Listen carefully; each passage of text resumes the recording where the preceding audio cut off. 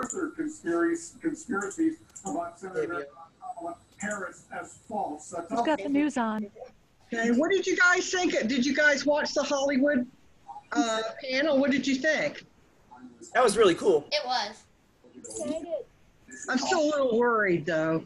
Which writer's going to get a hold of the story? I'm just a little worried. Well, Richard said he was writing the original, at least the initial script, so Jay.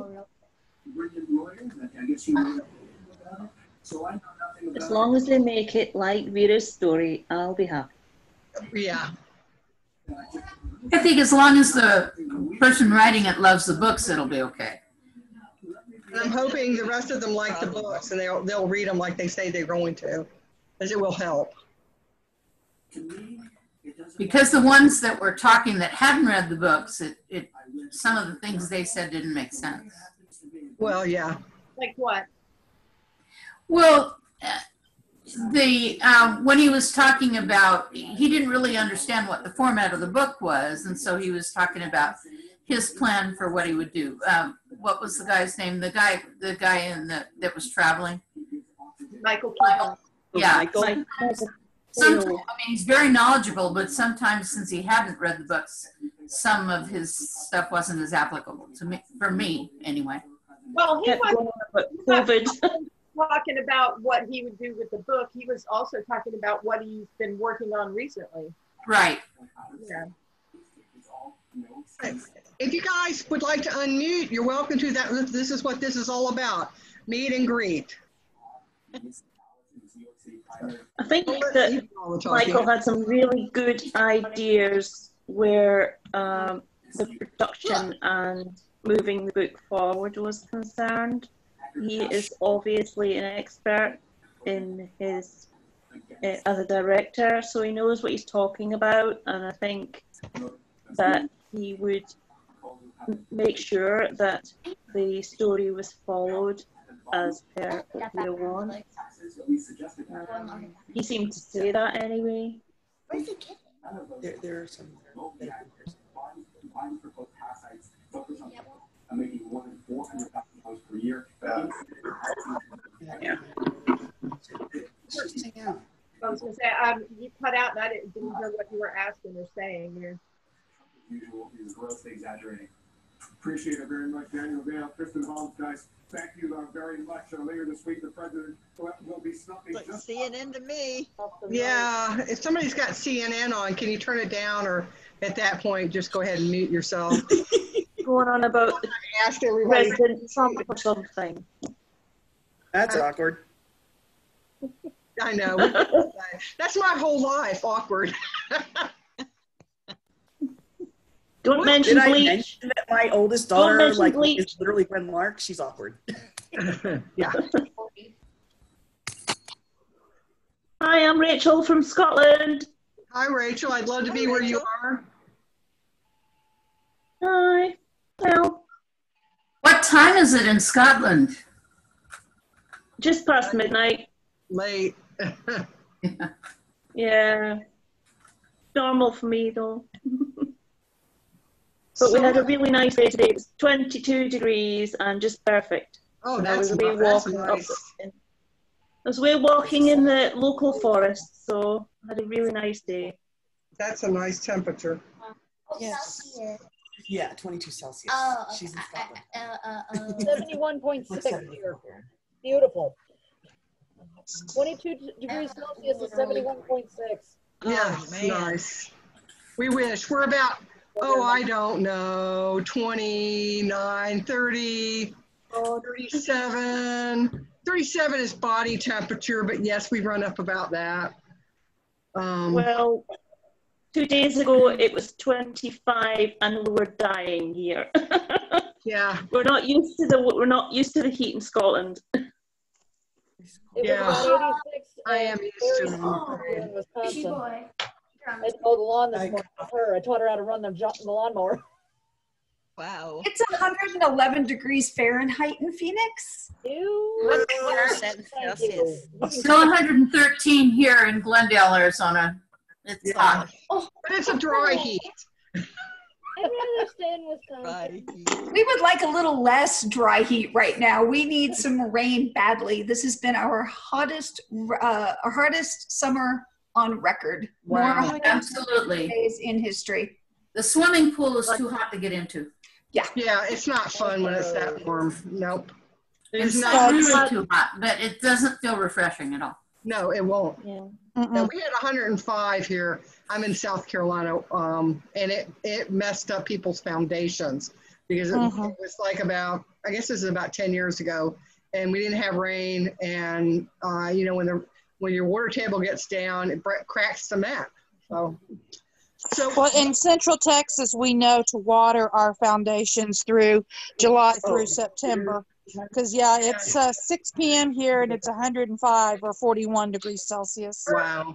Okay. In Texas, it's 100. Hi. Survive. Hi, guys. I don't think we water our foundations here, but they must be treated somehow. Water ours I hadn't even thought about that. That's a good idea. What's been everybody's favorite part of the con? The last session. Yeah, it's exciting. I like Sophia and the last session. Yeah, she's a lot of fun. We met her before the con began. She's just delightful. I like Sophia and Bridget. Yeah, I did too. Oh yeah, Bridget was good. Yeah. Michelle. The Cassini one was good. Yeah. Yeah. I enjoyed the science one at the beginning, especially Dr. I'm gonna leave Michelle. this one here. I gotta go cook supper. Fowler? Yeah. I'm going, I know her. I see her on science channels all the time. Who's the baby? I was in process this one little too. guy? We've got the tiniest fan here. Who is it? Yep. This is my little Timmy here. He was born in March, so I got to reread the books while I was super pregnant. He's a wee cutie. Aw, he knows you're talking about him. There you go. Hello, Timmy. Oh, he's smiling at you. Smiling, yeah. Hi, Timmy. You got that right, Nora. Lemon and STEM equals awesome. Says the girl whose mom has 3 engineering degrees.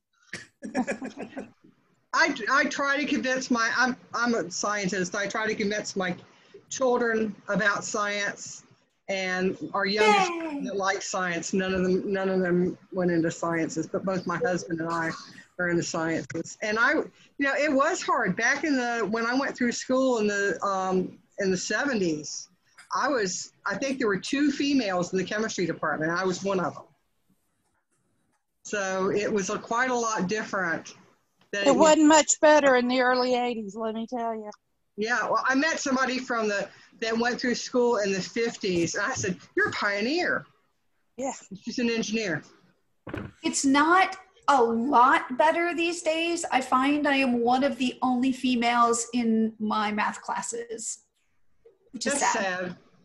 Well, my first engineering job while I was still in college, I was one of 2 women on the engineering floor, but the other one was in her 50s. And she was just amazing. And I was like, wow, this is so cool. I was this little co-op that was, 21 and in college. And she was I was like, you're a pioneer. And then one day she came over to my cube and was like, do you remember how many joules per second is a watt? And I'm like, is that a joke? No, I need to know, man. I mean, I keep Avogadro's number and a couple other things, in the back of my head. But, sometimes I have to convert. I work in the environmental side, so it's millibars, millimeters of mercury, and inches of mercury, and having to convert between the 3. As I'm going, there's a hurricane coming, and I don't think in millibar.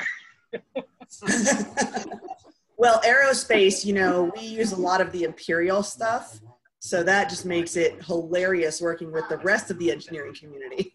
Mm-hmm. Yeah, and everybody's got their own ways they want to. And then when you get these, and not to get into too technical, because honestly I don't remember, but some of these things on power and joules, amps, and all that, and sometimes they run them all together and you go, what the heck does that even mean? Yep. So where is everybody from? Austin, Texas. Woo! I was born there. Colorado. Nora's from Colorado. Nice. Michigan. Michigan here too. Y'all need to get together. Can you tell I'm from South Carolina? Ooh, Zimbabwe. Yeah. That's cool. And Oz, South Africa. That's awesome. Canada. I'm also South from Africa, Canada, yeah. Who gets I'm just to- outside Cape Town in South Africa. Central Pennsylvania. I'm from Dumfries in Scotland, where Robert Burns lived. I love your accent. I don't know if everybody loves mine, but I like to listen to you. Oh, I do too. I'm from Toronto, Canada, Yay, where we do not have snow right now, in case you're curious. I would not expect snow this time of the year. No, there's no snow. 28. It's quite hot. It's 28 where I am right now. That's not Celsius. bad. 28 sounds good to me. That's hot in Canada, isn't it? It Yeah, it is. but it does get this hot every year consistently for a couple of months. August is bad. For a couple of months. Yeah. I thought Canada was full of snow. Not all the time. Depends where you live in Canada. We're a big country.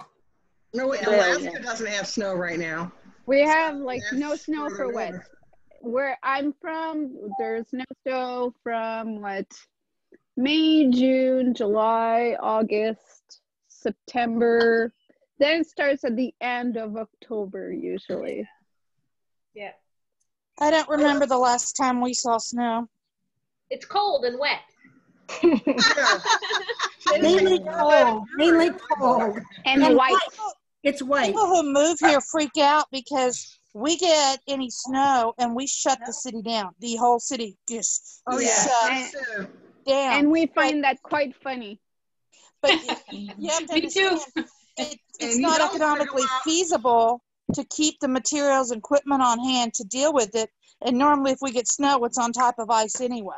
Yeah. So we get it's ice cheaper and in the ice long storms. run to shut down than it is to try to salt the roads and get people safely around.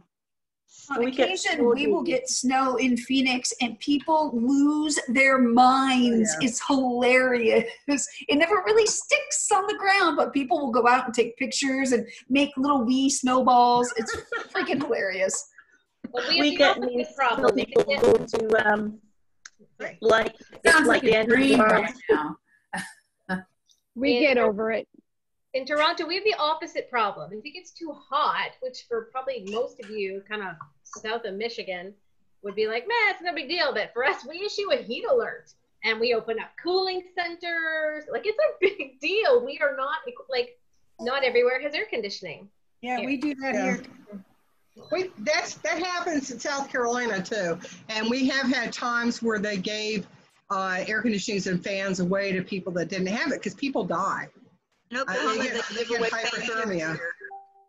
My part. We're the opposite. We have heaters. In my part, it gets really humid in my part, and sometimes it'll get to like maybe 45 with humidity, so it gets pretty hot. Yeah. Where are you? In Montreal. Oh. Yeah. 45. Yeah, with the, Holy. 45 with the humidity. Yeah. With the humidity. Yeah. We're sitting at about 32 right now in Toronto. Yeah. And it's hot and sticky. Yeah, right now it's 28, but it feels like, let me tell you. That's always the trick. I'm just waiting for my app. It says 32. But that's up there. How are you all coping with COVID then? Just a quick question. Yeah. AC is life or death here. Yeah, that's it. See, I'm in my hoodie because it's AC'd in my house. So I'm always cold in my house until I get out of the house. And then I'm like, whoa, it's really hot out here. I think, was it Harriet is from South Africa? They're going into a fall and winter. No, we're coming into our spring now. We're at the end of our winter now. Are you? Yeah. It's freezing cold here. I'm sitting under a duvet and a blanket and a heater. It's like 7 degrees C now. Ooh, freezing, and it's 1 o'clock in the morning. So my brain cells is getting fried now. I'm ridiculous. I should be in bed and watch tomorrow. You know, what's the replay tomorrow, but I can't. So I'm gonna stay up. More coffee. I don't drink coffee. That's the thing. I don't have any caffeine. I don't know what that means. Yeah. But you can watch it on YouTube anytime you want. I don't drink coffee. I don't drink Cokes or that. Nothing. And we because of the lockdown, we're not allowed to buy any alcohol. So I can't even, you know, splurge on an alcohol and have a glass of wine or two. That would put you to sleep. That's the only thing. No, not me. I dance on the table after a glass or two. You're a fun girl. I don't know if anyone, if any of our hosts noticed, but for some reason, once you mute yourself, you cannot unmute yourself again. Somebody keeps turning it off, and I fixed it back. Thank you. That's really interesting that you mentioned everybody should be able to mute or unmute themselves, and so I don't know why the option keeps resetting itself. There's a lot we don't know about. I fixed the one thing on Discord, so I put the correct link in. Yay, I could unmute myself now. I was laughing because liquor stores are essential here. Has anyone else had doing the quiz? Has anyone else had the liquor stores closed? Like here in Toronto, Canada, they shut down. We shut down everything for a long time. No, and they didn't shut down here. But the liquor stores in Wisconsin, they would have a riot if they shut down the liquor stores. People would riot. They didn't shut them down. Ridiculous. So closed, liquor stores open. Liquor stores. Where are you? Where are you? California. Yeah, no, in Wisconsin, man, we're the biggest drinking state in the nation. Well, in Oklahoma, they actually okayed delivery. They closed the liquor stores to people, but you could have it delivered or have them bring it out to the street. That's it was always an essential business here. And well, in Canada, it funds the government because they tax wine and alcohol so high that Canadians have gone into the wine kits. That's where I get my wine kits when I home brew. It's from Canada because it's cheaper. What do you brew? You can buy grape juice cheap and make it alcohol more rather than go into those liquor stores and buy stuff. So, what kind of stuff do you brew? I make Cabernet, Amarone. I mean, they come. You know, like I said, I'm a chemist, but having to titrate or figure out, you know, how much of something is in it, it's too much work, too much like work. So this comes in a big bladder of juice. It's all ready to go. You just add a few chemicals. You start that yeast going, and 6 to 8 weeks later, you have a wine. It still needs to age, but and as it ages for a year or two, it's absolutely great. So even if they had closed the liquor and wine stores where I was, but they didn't, I have a stash. So just wines, not beer and mead? I have done beer before. I've done Guinness. My husband's a Guinness fan. All the beer brewers here in South Carolina think I'm hilarious because I don't particularly like beer. I like the smell of hops, but I don't like the taste of them. And so, I mean, beer without hops is pretty darn good. But yeah, I'll be bitter. Clones for him occasionally. In Ontario, it's a big deal because you can now get alcohol from the grocery store, which you could never do before. It was a really all our alcohol came directly from the liquor store or the beer store, which is government taxed and regulated and all that. But now, because of COVID, they did a big push for you to be able to get your alcohol in the grocery store, and so we're all very excited about it. They make money. It's all about money. Been able to do that in the UK for a long time. in South Carolina, the liquor stores and the wine stores cannot be in the same, it can be in the same building, but not in the same room. So you have one side, there's wine, and another side in a whole different part of the store with a wall between them, you buy liquor. It's just weird. Weird laws. That's silly. Well, I think it's funny that Canada has the beer store. That's the name of the store, the beer store.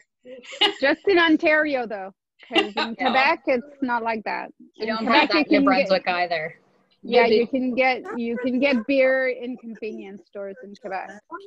So. Is the drinking age still 18 in Canada, or did it go up? It depends 19. on the province. It depends on the province. In Quebec, it's 18. Yeah, everywhere else is 19. In the UK, it's 18. I mean, I don't know. I think it's 21 everywhere in the country here. Yeah, they try to take away money. In Canada, each province is rather autonomous in lots of little ways. Not necessarily when it comes to government or infrastructure, but things like liquor laws and like all that is very individual. Profession regulation is province specific, things like that. I grew up in Europe as a child, and they would basically serve you if you were big enough to belly up to the bar.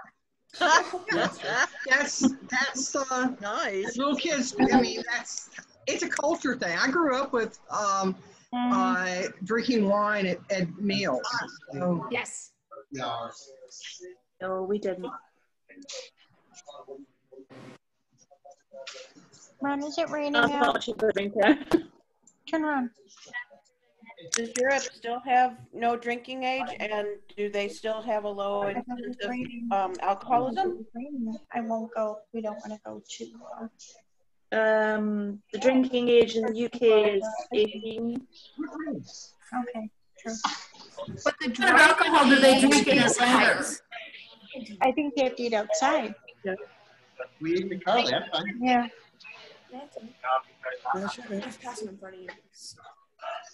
What kind of alcohol do they drink in Atlantis?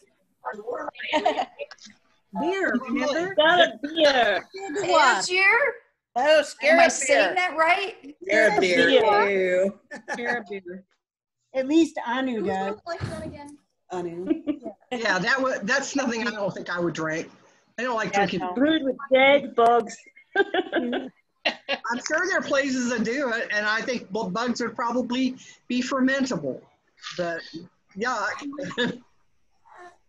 It's color red, isn't it? I don't know if I'd try it. What was the stuff they had at their wedding that was supposed to be really strong? Hiduar. I don't know if I say it correctly. Hiduar. Okay, that I might try. Like a sparkling wine, was it not? Yeah, but it was supposed to be stronger. Yeah. And what is Asen's favorite drink that is not really alcoholic much, but it has a little? Cavalli. It's that purple stuff, isn't it? Yeah, I'd probably really like Cavalli. That sounds delicious. The way it's described in the books reminds me very much of like a lambic. Yeah. But less alcoholic. Yeah, I like lambics. I will drink a lambic. You and me both. Some people actually made like a fruit cider to me. Posted that recipe, isn't it? A year or so ago, she posted a recipe for Cavalli. Yes, there's a recipe. I was going to say it's based on a real drink that is really popular in Russia and Eastern Europe that Vera drank as a child, and it was sort of like a non-sweet soda pop that has a little bit of alcohol in it, but not a lot. And there are kits for making any of the drinks that she made up with alcohol in them would just crack me up because she had no, it was just sort of an alien thing for her, but it's other people. So. Yeah. Well, there are kits that I don't know. I have never done one to make soda. and like the wine kits. There's wine kits to make ginger beer and mead. Mead's expensive because you got to make it from honey, and honey's not cheap. Oh, but I love mead. It's lovely. Mead is so great. You can get honey cheap, but you have to get it in bulk from a local supplier as a rule. Yeah. Which is the best way to do it anyway. Yeah. Well, you know, beer is the original drink because the Egyptians were making it hundreds of thousands of years ago. Yeah. Or something like that. And it was usually women. I've seen recipes from colonial America where they would throw a rooster in the mix, and it's just like, what? Rooster? Yeah, I know. Yeah, really. Talking about with honey. It added that extra spice, I guess. Bit feathery.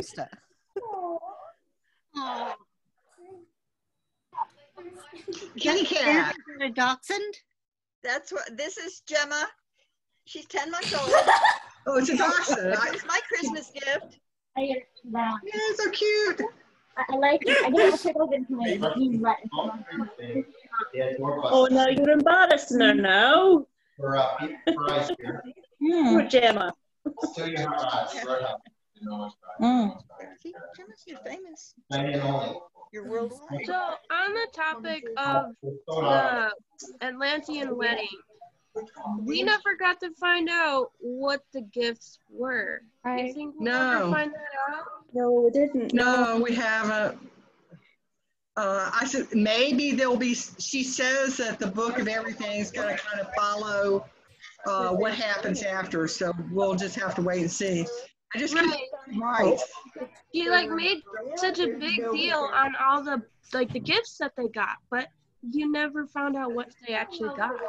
And I think you saw You hit the fan. You hit the fan after that. I'm kind of curious to see what Devora gave her. Yeah. That's what I want to know what Trini gave her.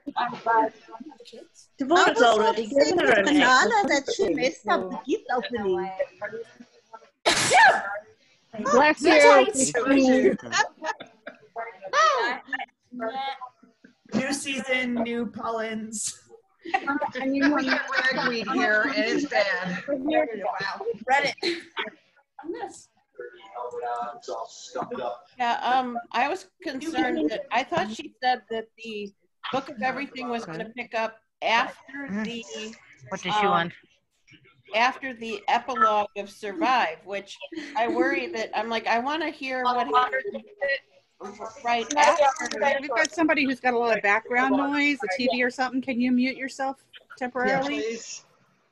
Or the TV. Or the TV. It is going to pick up after Survive, but you know, and Arthur's also very good at going back in time and pulling things out that have happened in the past. All they got to do is start a conversation. And so I think, well, particularly if you tell her that, I really want to know what she got. Yeah. No, whether I really want to know what's in that outfit. Gold hair and the barrels. I just am interested in if they went ahead, and I want to know the process for getting the kids gold hair and permanent eyeliner before they're born. I think that's fascinating. Yeah. And we talked about that, I think a while back, that Gwen would probably go through with it because it's kind of expected. Did we ever get Zelio's cousin's story fleshed out? No, I kind of wonder if the reason that they don't wear the Zelio and his family do not wear the gold is they know who's responsible for that child's death. Right. I just expected the story. That will come up in some of the in Zelio's novella or in Aeson's.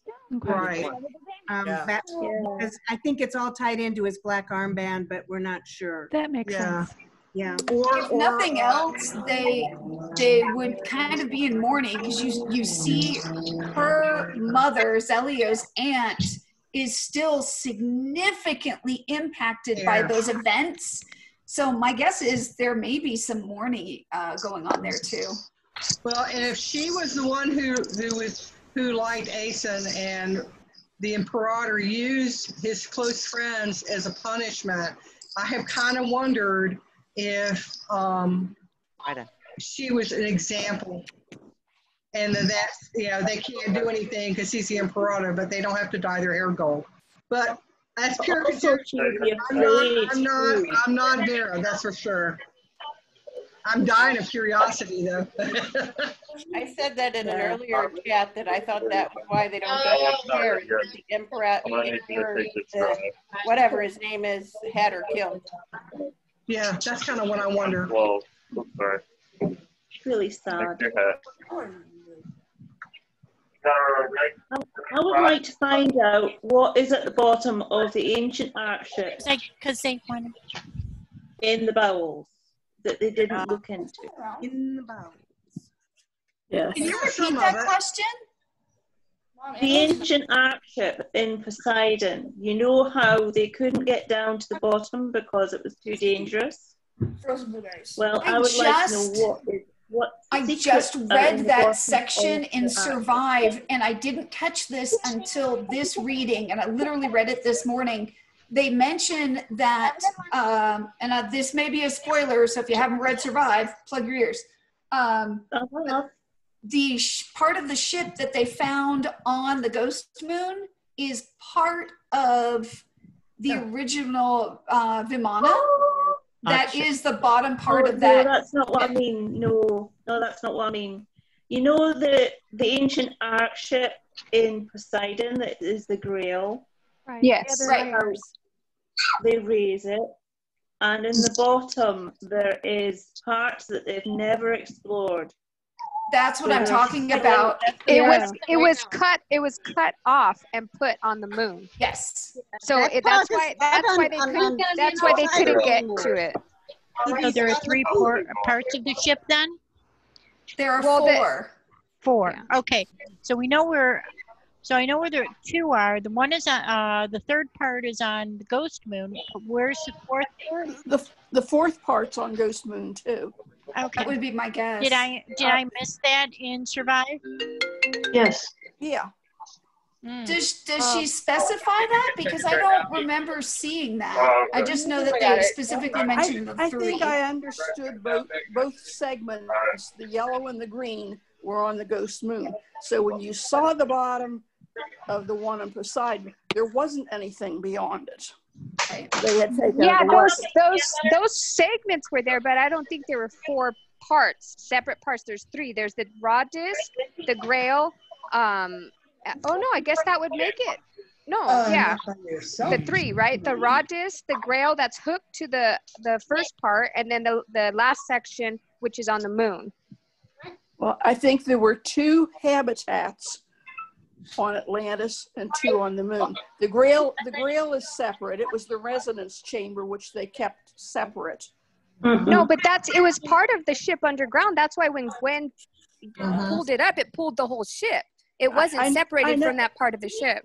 Yeah, I know it was attached, but it wasn't in the body of the ship because it was considered too dangerous at the time. In Survive, it specifically mentions the fact that where Arlenari is the part of that habitat from Vimana on Poseidon. Okay. So we know for sure that there are three parts that we know where they are. Like Sherry, I'm assuming the fourth part is probably also on Ghost Moon. Arlenari was in the yellow. Was in the yellow. They went the whole way down. Too many voices. Right now, I'm to that point right now in the book, so I should. I'll read it when I get back in the car. We're headed up north for a little bit. So what are you saying? So no more spoilers? Well, I have no spoilers. I just want to listen to Survive. Sorry, I'm up to that point. Well, I've read Survive twice now, so this is my third read through. Okay, so it's not spoilers. Is there somebody who has a TV or something on in the background because it's very annoying? and difficult to listen to people when they're talking. Yeah, I went into my other room. Yeah, so if I somebody could listen. make sure that they're either muted when they're not talking, so we don't hear the background, or you move to a quieter space. I am in a quieter right I now. don't think it's you. I don't think it's you, Jerry. I think it's somebody else. It was pretty loud. Yeah, it was pretty loud, and I could hardly distinguish between voices. Right. Thank you, Shelley. I noticed that Richard Joel is on with us. Hello, Richard. Hi, Richard. Another Sun Devil. Hi, Richard. Hello. How we all doing? Well, Richard, as long as you're here, are you available at 8:30 Eastern time tonight? For the trivia replay. Sure. I'll make it happen. I have to be on a call in like 15 minutes, so yeah, I can make that happen. Thank you, Richard. Fantastic. Just everybody, so you guys know, I just sold my house for my asking price in 4 days. Wow. And I'm in Illinois. And the housing market is fair. Where are But you in Illinois? I'm up by oh, let's see, where am I? I'm up near McHenry. I'm just in north, McHenry. way north. Yeah, I'm like way I'm north. in Madison, Wisconsin. So Who is me? Who's talking? I'm sorry. Shelley. Kelly. Okay, hi. Shelley. Yeah, we're moving. So I'm looking to. I have to be out of here in 30 days. So it's like, okay, I'm not a bit. I'm looking for housing desperately. Tomorrow, my realtor is like taking us to 6, 7 houses. So Congrats on the sell. That's amazing. yeah, I was very surprised, and they're paying cash. So, nice. Yeah, I'm extremely amazed. I'm so happy, and it was somebody who saw it probably. I think it was Thursday. I think they came out Thursday because I had. Well, it might have been Thursday or yesterday. I had 2 showings each, and no feedback on any of them. So I was like, yeah, okay. I'm wondering, and she's coming from Southern Illinois. So, Richard, can I ask you a personal question? Who's talking? Oh, hi. Finna O'Kelly. Hi. Oh, how are you? What's happening? I'm well. I noticed that you went to Arizona State University, and I'm curious if you are actually from Arizona. What do I do? I'm originally from the state. from where? Sorry, someone's TV is making it difficult to hear. Very difficult. The host can mute everybody, and then the people who are talking can unmute themselves back. There we go. I don't know who the host is. Finna, no, I was born and raised in Los Angeles. And went to school at Arizona State and moved back. So like strawberries and then the Are you from Arizona? No charge. There's nothing on. All right. Now I'm going to unmute Richard. Well, yeah, you guys can unmute yourselves. It's Leah. It's Leah who's doing the background noise. I kept monitoring who was speaking. It's Leah. Okay. Okay, Finna, to answer your question, I was born and raised in Los Angeles and went to Arizona State and then moved back to Los Angeles. What brought you to ASU? Originally architecture. I was actually originally in the Frank Lloyd Wright School of Architecture and dropped out after 1 year and went into entertainment business. Yeah, architecture is a tough field. I graduated with advertising, marketing and advertising degree, but I knew I wanted to be in the entertainment business at that point. So, yeah. I suspect you and I were probably at the school around the same time. Go Devils. I graduated 5 years ago. I don't know, when were you there? Oh, a lot earlier. Just kidding. Are you in Arizona now? Is that where you live? I am. Actually, I think there's 3 or 4 of us in the area. A few of us from Phoenix, and I think somebody's from Tucson as well. Okay. Wow. Well, welcome all the Arizona people. No, I loved it out there. I go back all the time. Love it in Arizona. I was going to move to Arizona, but that sort of put this cash offer sort of put the kibosh on it, so I have to look locally. I'm sorry, Arizona. I wanted to move to you guys so bad. Don't move during the summer. Come out during the winter. I've already been there during the summer. I've been there during spring. All 4 seasons. The heat does not bother me one bit. Arizona only has 1 season. It's hot. I like to say we have 2 seasons, hot summer and cold summer. Oh, I loved it out there. I spent 4 years there. It was great. Love Arizona. We have And 4 then there's seasons winter in up in Scotland. northern Arizona. What's that? You can always get snow at Snow Bowl. Exactly. No, northern Arizona is great. Love it up there. The lumberjacks. It's beautiful up there. So is everybody here from America? No, not everybody. That's Right. people from I'm the only one Scotland, from South Scotland Africa. then. And we've had Scotland, we've had Australia, we've had lots of Canada, lots of US, South Africa. Uh-huh. Oh yeah. Mm-hmm. I would like to ask a question. Zimbabwe, that was another one. I'd like to ask a question of everybody, and anybody can answer. What inspires you so much about these books, about Vera's writing and the books and the story? What excites you? Or why are you such passionate fans? Detail. Okay. The characters are relatable. The characters were so relatable that I could read and see myself, or maybe a granddaughter or my daughter, actually going through this. So, I mean, I was able to relate to the storyline, to what was going on, and that to me made it more real. Yep. Okay. I describe this as the most positive dystopian series I've ever read. There's no, I agree with that. Yeah, you know, and I teach teenagers. I love it.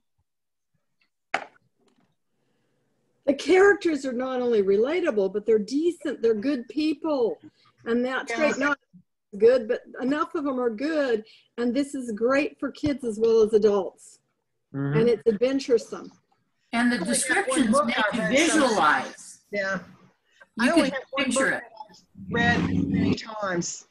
You know, and I can't tell you how many times I've read Qualify. Me neither.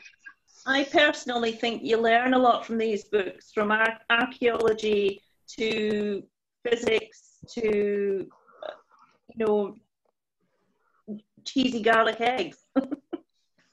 I know a lot of people consider this a sci-fi series, and while it is sci-fi heavy, when I first read Qualify, I didn't think of it as sci-fi at all because it's so beautifully character driven. I didn't either. And so visually impactful. I think also a lot of us are probably consistent sci-fi fans, right? For most of us, we probably read quite a huge breadth of sci-fi. And the quality of the writing is just so many levels above, right? It's like reading something that Isaac Asimov wrote. Like it makes you think, but the character development makes sense. It's not sudden, it progresses slowly. And so the characters are every man kind of feel to it. But, you know, when you're dealing with a group of readers who probably realistically read a book a night, right? If you're honest, somewhere in that neighborhood. Yeah. But we keep coming back to Qualify. We keep coming back to the Atlantis Grail. So in a year, we would, you know, many of us would probably read easily 300 books a year. Easily. So we're coming back to this. Because I think part of it is because even though we span all ages from young to quite old, it's easy to picture yourself in this situation and think of how you would react. And you know, like somebody said earlier, the characters are so relatable. You know, there's all kinds of things going on that you can imagine going on in your own life. And so, yeah. Has anybody... End of world. For me, the biggest thing that brought me into the books and really pulled me in was the way Vera used the competitions, and you didn't see what was coming.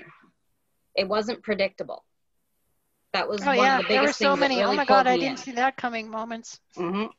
Has anybody read any of Vera's other books? And I want to get a recommendation on what to read next once I'm done with once I'm done with Survive for the 4th time. I read Cobweb Bride. I read the Cowboy Bride before I read Tag, and actually I liked the Cowboy Bride so much that when I saw Qualify, I thought, okay, I have to pick that up. So it's very, very different, but I liked it a lot. I didn't read it as much as I've read Tag, not over and over and over again, but it was very enjoyable, and it was my introduction to Vera. I read Cowboy Bride series. Go ahead. Yeah, I actually posted that question in the Facebook group and got some amazing recommendations, which I'm happy to pass along the long list of books. But the one that I got the most recommendations for was Sarah J. Maas, her Throne of Glass series. And there's, I think, 9 books in that series. It's another well done, female-centric book. Can you repeat that again? I hate to tell you, but we are running out of time. Once again, you have made a pleasure. So I am going to go ahead and close the meeting. Before you close it out, though. Okay, before you close it out, Finna, can you PM me on Facebook with maybe something I can shoot you my email and I'll get everything? I will see if I can't do that. I'll try and post it in Discord as well. That was not the question I thought I was going to get. I thought you were going to ask me to sing. No, I don't really want you to put it on Discord because I'm not going to be on Discord for the rest of the evening. So if you could PM me on Facebook, I'm Jerry, Jeri, Fine, Fine, Traub, Traub. Okay, no All problem. right, so real quick, guys. So for those of you who tried to play in the trivia earlier, the second session that ended because of technical issues, we are rerunning that in 38 minutes. So go get a drink and then go back to Discord and log back in. Richard's going to come and he's going to be our host again. And if you didn't come in earlier, now's your chance to come and play in this session, or you can play in the 2 later tonight. Did anybody ask if there's an estimated time from where it's going to actually be on screen? No, because it's hard to tell with the COVID situation. Honestly, because they're not doing big, huge productions right now. Although it could be 6 to 9 months out, anyways. But my guess would be between 6 months and a year at the earliest, because of the process of COVID slowing everything down right now. Okay, I just didn't want it to be 5 years. That's actually a lot faster than I was thinking. I was thinking further out. It just really depends on who buys it and how much, but there's all the people are looking for it. They want shows right now that have very small casts, very small set designs. So COVID has kind of put a monkey wrench into things for a little bit. Even if they're buying, they're holding because the process is they don't know whether COVID's going to be 3 months or another year of this. So production is coming back, but very slowly. Okay, y'all. Thank you. Thank you. Have a good evening. And go. See you guys in trivia in half an hour.